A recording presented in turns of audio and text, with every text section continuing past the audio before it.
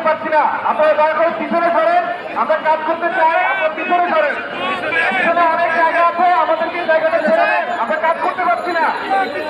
মিডিয়াকে দয়া করে জায়গাটা ছেড়ে দেন।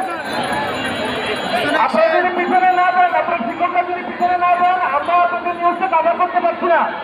দয়া করে আপনারা মিডিয়াকে জায়গাটা ছেড়ে দেন, আমরা দাঁড়াতে পারছি না এখনো। আচ্ছা, ধন্যবাদ। এই পর্যায়ে আমাদের সামনে আমাদের সচিবালয়ে মাননীয় উপদেষ্টা মহোদয়, মাননীয় সচিব মহোদয় থেকে শুরু করে শিক্ষা মন্ত্রণালয়ের সকল কর্মকর্তাদের সাথে আমাদের আনুষ্ঠানিক মিটিং হয়েছে। এ ব্যাপারে এই মিটিং সম্পর্কে আমাদের সামনে ব্রিফ করবেন আমাদের জাতীয়করণ প্রত্যাশী জোটের সংগ্রামী সদস্য সচিব, সারা বাংলাদেশের শিক্ষক সমাজের বর্তমান সময়ের প্রিয় অভিভাবক অধ্যক্ষ দেলোয়ার হোসেন আজিজ স্যার। স্যারকে বক্তব্য রাখার জন্য অনুরোধ জানাচ্ছি।